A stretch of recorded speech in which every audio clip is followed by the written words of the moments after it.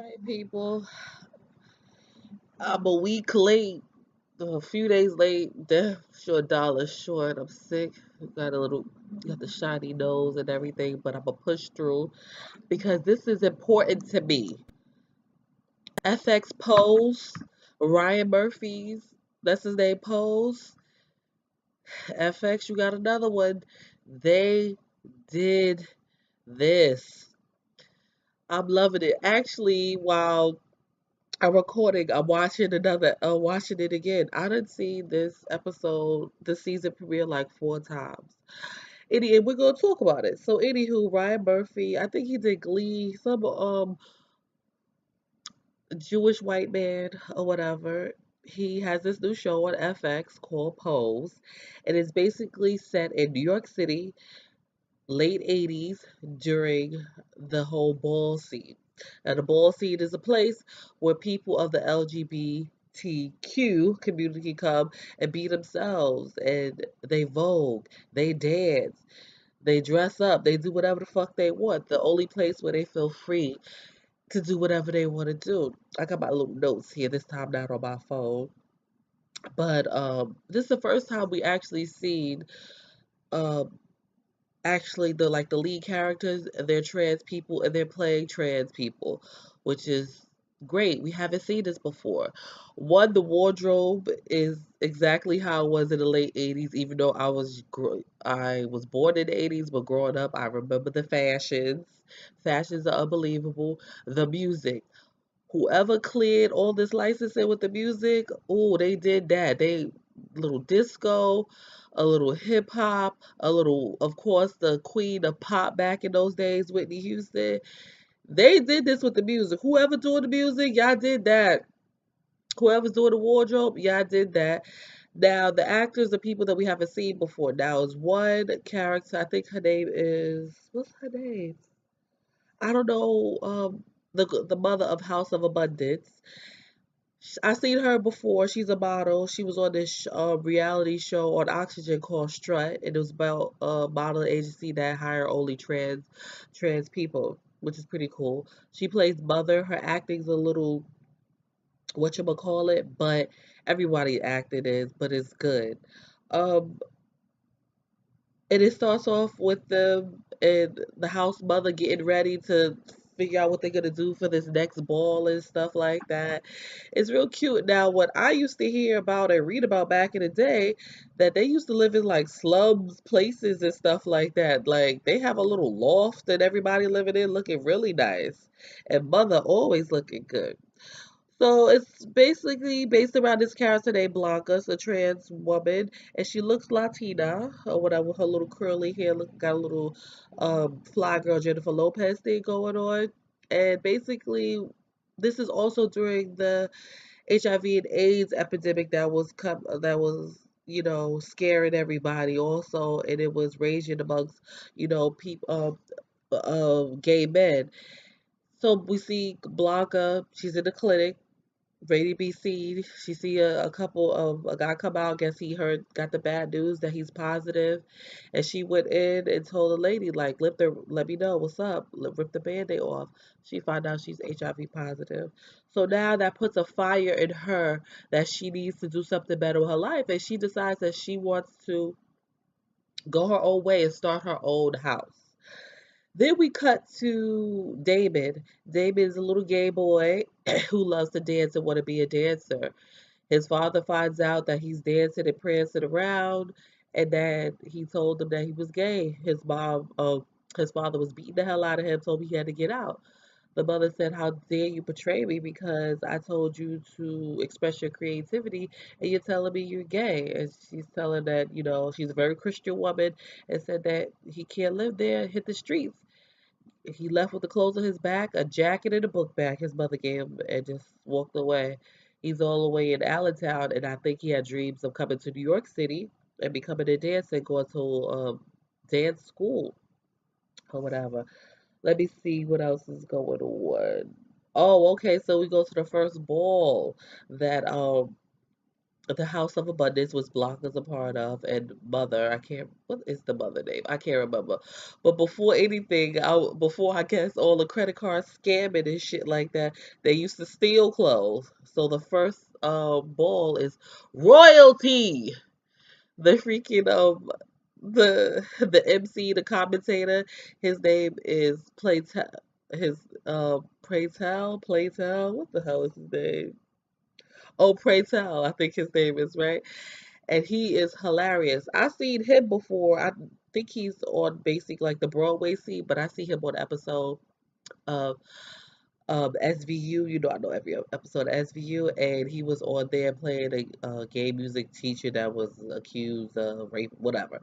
But they picked the right person for that. He must have did this before. He must have was a commentator, announcer, a host before because he killed it. I love him.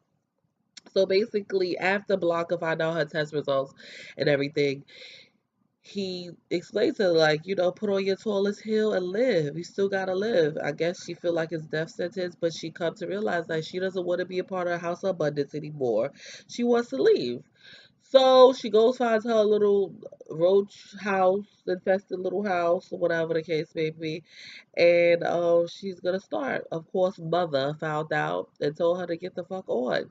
And the crazy thing about it that seems so crazy, the crazy thing about this is so real. I don't know who's writing. This is excellent. I don't know what to say. Pose is definitely excellent because Mother said something really interesting about what goes on in that world, I guess you could say. She said, listen, I could stretch down Fifth Avenue and I will not be caught like um what's the word she used? Not the word be seen, but she's able to blend in the white world. I guess telling Blanca like, look at you, you still like a man, and I think that's the only thing what it is with trying to fit in a white world and not be seen or anybody catch what who you really are or whatever. What's going on? Oh, being passed, she can still pass, and basically um Mother's not clockable, and she's not. I mean, she's very tall, but she's gorgeous. She said my cheekbones as high as the sun. I was like, ooh, yes, Mother. That's why your mother. So yeah, so little David, they cut to David. He sleep on the bench. He ain't got nowhere to go. He got to fight a homeless man trying to take his book bag, and he meet like this little this park drug dealer, saying you have to sleep with your book bag on your back, or whatever. Oh yeah, I forgot to put that in there. Right, saying that David, the gay boy that wants to be a dancer that came to New York and was came from Allentown, Pennsylvania. His father looked like a younger version of George Foreman. Oh man, that mustache, that porn stash his father had, I can't. I wrote that down. I just had to put that in there. Um, so we cut to this white boy, and I seen him before. I think he was on, I don't know, American Horror Story. I think a recurring role on that. That's it. That's the only other person that I did recognize. And well, I recognize some other people too, but that mainly I recognize. So he's strolling the troll, the whole troll, and he meets Angel, who's also in the House of Abundance, and she's Latina. Look, she got a little afro thing going on, and he meets up with her and everything, which is very interesting because he's supposed to be like a straight man, but I think he likes trans women, transsexual women, or whatever, meaning women who are men who are transitioning to women. So he's yeah, trans woman. And he wanted to see Blanca's stuff down below the equator and everything like that. It was so interesting. And then when he drops her off, they didn't do anything. He just wanted conversation, I guess, or maybe next time they'll do something. He paid and he's like, can I have a kiss? And he tugged him down and everything like that. And then the next scene, you see he brushing his teeth and all this. I guess he was disgusted, or I guess he thinking he gonna get a disease or some shit, because he does have a wife and kids. And oh yeah, James Vanderbeek is in it also. I guess he could play his boss or whatever because he wanna works for Donald Trump, which is hilarious. Um, we go back to Damon, his ass get robbed. He wakes up, his book bag is gone. The drug dealer came walking by. I'm like, nigga, you stole his damn book bag. He was like, well, you should have put it on your he said put it on your back or whatever. I told you that. Then he was like, well, if you need some extra cash, you better go down to pier. He was like, I won't have sex for money. And I get it, but he was like, listen, no matter no matter how you get it, it's still money. I was like, damn, that is true. No matter how you get it, it's still the same money. Ugh. But before he gets robbed, he meets up with Blanca, and Blanca explains to him how the ball scene is and everything like that.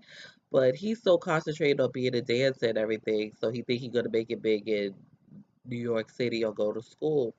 That was before he got robbed, and he wasn't really interested. But the one thing that he had left in his pocket that Blanca gave him, I guess the night before or the 2 nights before that, was Blanca's address. And he came to Blanca and said, I have no place to go. I have no money, nothing, or whatever. It's really real. It's really real what people are going through, um, the LGBTQ community, and I'm loving it. I'm loving this show. Like I said, the music is everything. Oh yeah, he gets into dance school. They register late, but he get into dance school. They say she had his outfit ready. That's mother for you. Had his outfit ready, his audition tape, and he had nothing planned, but he started dancing and he felt so free. The expression of his face was such a freedom, like I'm finally able to be me. This is something I want to do. And the black lady, the dean that let him audition late, the dean of dance, she's been in some stuff too, a black lady. I just can't remember who she is. But she just walked up to him and gave him a hug after his performance, and he walked out. Blanca, Adrian, which is a part of Blanca's house now, Adrian, and a new boy who wanted to be down with them. He was like, if it wasn't for you, I'd be dead. I'd haven't eaten in 2 weeks or days or whatever. I got in, and that was the end of it. They all did a group hug. I thought it was so adorable. It was so needed. It's so cute. Ryan Murphy, you did this shit. I know I've been rambling because I can't think about it because it's on right now and I want to watch it again. It's a really good. It's a really good show. This is the first time we see this on TV. You finally see now with an out gay boy who's been outcasted by his family, how we see how it looks, because it's different when you see it from our perspective, meaning when I say our black and brown people, because we created this, meaning the ball, we created the ball scene for people to be who and what they are, and they're accepted for who or what they are, no judgment. And I think it's wonderful. And I'm here for it. And I'm gonna finish watching once again. I'm sorry for this crazy, long, rambling ass. Oh, what else was good? A Pray Tell, when they had Lord, they had went up against Mother, a House of Abundance. I can't remember the house or their name of their house, but a little boy came up to him and was like, "Oh," he was like, "Oh, can I join your house?" Or whatever. And Pray Tell told him, he's like, okay, go get your stuff. So Pray Tell, that's the announcer guy, which is gonna be my favorite character. He was like, that's why you need to keep on going and work harder, because it's gonna be boys and girls coming up to you every day looking for a place, and they coming every single day. And this is what those houses are supposed to be for people who has been outcast out their community, out their families. And it's amazing. It's good to see on TV, and I am here. I'm so here for it. So let's talk about a little something. Sorry for my nasal issues, but let's talk.